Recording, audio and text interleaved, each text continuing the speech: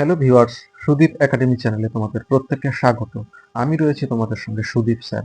আজকে আমরা অষ্টম শ্রেণীর বাংলা সাজেশন এমসিকিউ 2026 নিয়ে হাজির হয়েছি।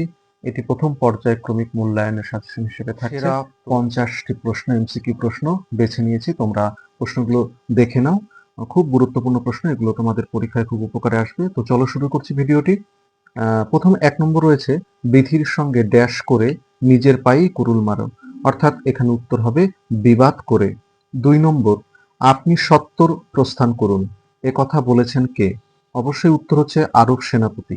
3 নম্বর, আর দলপতি চলে যাওয়া মানেই আমরা একেবারে অনাথ। বক্তাদের মধ্যে দলপতি কে ছিল? উত্তর হবে টেনিদা। 4 নম্বর, চন্দ্রগুপ্তের পিতার নাম ছিল কি? মহাপদ্ম। 5 নম্বর, মেঘনাদ বধ কাব্যে মেঘনাদ মারা গেছেন যে স্বর্গে? উত্তর ষষ্ঠ স্বর্গ। 6 নম্বর, পরবাসী কবিতায় কবি ময়ূরকে আনন্দে নেচে উঠতে দেখেছেন কোথায়? উত্তর হবে পলাশের ঝোপে। 7 নম্বর, ভাবটা যেন এই বাজে ঘরে আছি নিতান্ত কিসের জন্য? না মায়ার শরীর বলে। 8 নম্বর, জগতে একটা কীর্তি রেখে যেতে চাই, এটি কার উক্তি? উত্তর সেকেন্দারের। 9 নম্বর, আরব সেনাপতি কার মুখরশ্মি ধারণ করিয়া দণ্ডায়মান আছেন? উত্তর হবে অশ্বের।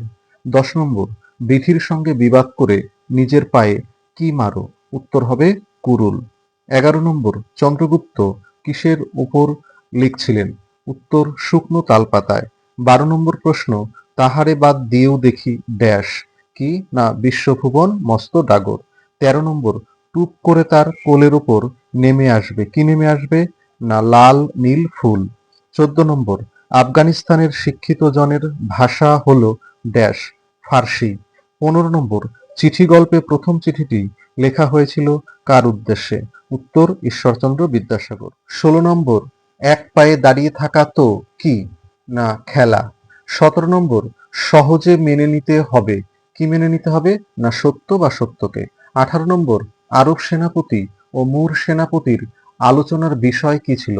উত্তর পূর্বপুরুষদের বীরত্ব। 19 নম্বর, হাঁসের ডিম দুপুরবেলায় বের করে দেবে বলেছিল কে? অবশ্যই ঘণ্টা। 20 নম্বর, বোঝাপড়া কবিতাটি যে কাব্যগ্রন্থের অন্তর্গত সেটি হলো খনিকা। 21 নম্বর, চন্দ্রগুপ্ত নাটকটির ঘটনাস্থল কোথায়? উত্তর সিন্ধু নদের তীরে। 22 নম্বর, সবুজ জামা পরলে তোতাই এর ডালে এসে বসবে কি? না প্রজাপতি। 23 নম্বর, নদীর কিনারে চুপি চুপি জল খায় কে? জল খায় হরিণ। 24 নম্বর, দোহাই তবে এ কার্যটা যত শীঘ্র পারো সারো। যে কার্যটা সারতে বলা হয়েছে সেটি কি? না নিজের পায়ে কুড়ুল মারা। 25 নম্বর, এক পায়ে দাঁড়িয়ে থাকে কে? দাঁড়িয়ে থাকে না গাছ। 26 নম্বর, আমের আচার দিদিমার ঘর থেকে হাত সাফাই করবে কে? উত্তর হাবুল। 27 নম্বর, তিনি তৎক্ষণাৎ গাত্রোত্থান ও তথা হইতে প্রস্থান করিলেন। গাত্রোত্থান শব্দের অর্থ কি? উত্তর হচ্ছে উঠে দাঁড়ানো। 28 নম্বর, পরবাসী কবিতাটির কবিকে? উত্তর বিষ্ণুদে। 29 নম্বর, টেনিদার চার মূর্তির আড্ডা ছিল কোথায়? না পটলডাঙ্গা। 30 নম্বর, কথাকলি ও কত্থকের সঙ্গে যোগ রয়েছে কাদের? না চিতা ও বনময়ূরের। এবার আমরা ভাষা চর্চা বা ব্যাকরণের অংশ থেকে 20টা প্রশ্ন বেছে নিয়েছি। 31 নম্বর প্রশ্ন, বলিয়া থেকে বইল্লা থেকে বলে, এখানে ধ্বনি পরিবর্তনের যে নিয়মটি ঘটেছে তা হলো অভিশ্রুতি। 32 নম্বর, মধ্য স্বরাগমের অপর নাম কি? উত্তর স্বরভক্তি। 33 নম্বর, বৎসর থেকে বৎসর, এটা কোন ধ্বনি পরিবর্তনের কোন রীতি কার্যকরী হয়েছে? না অনন্য সমীভবন। 34 নম্বর, আদায় কাঁচকলায়, এই প্রবাদটির অর্থ কি? উত্তর সম্পূর্ণ বিরোধী। 35 নম্বর, বিদ্যালয় শব্দটির দল বিশ্লেষণ করলে হবে বিদ আলয়। 36 নম্বর, মুক্তি থেকে মুক্তি, এরূপ পরিবর্তনকে কি বলে? উত্তর মধ্য স্বরাগম।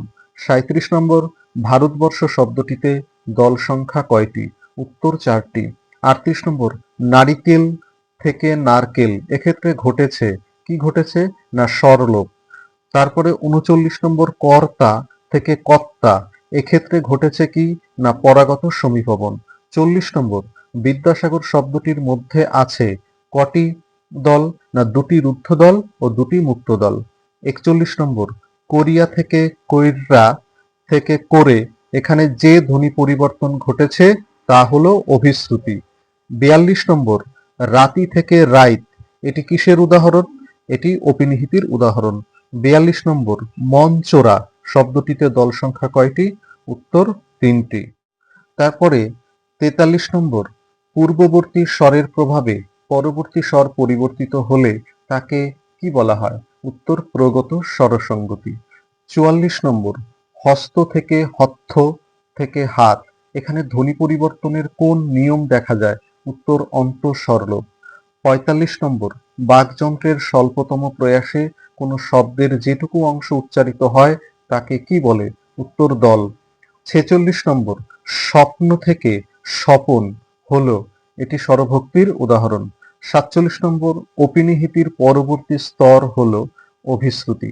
48 নম্বর, বিবেকানন্দ শব্দটিতে মুক্ত দলের সংখ্যা কয়টি? উত্তর 4টি। 49 নম্বর, স্কুল থেকে স্কুল, এখানে যে নিয়মে ধ্বনি পরিবর্তন ঘটেছে তা হলো আদি স্বরাগম। এবং সর্বশেষ প্রশ্ন 50 নম্বর, রবীন্দ্রনাথ শব্দে কটি দল আছে? উত্তর 4টি। ভিডিওটি তাহলে এখানেই শেষ করছি। ভিডিওটি যদি ভালো লেগে থাকে তাহলে বেশি বেশি করে বন্ধুদের মধ্যে শেয়ার করো, কমেন্ট করো এবং চ্যানেলে প্রথম আসলে অবশ্যই চ্যানেলটি সাবস্ক্রাইব করে পাশে থেকো। তোমাদের আন্তরিক সহযোগিতা আমাকে অনেক বেশি নতুন নতুন ভিডিও বানাতে উৎসাহিত করবে।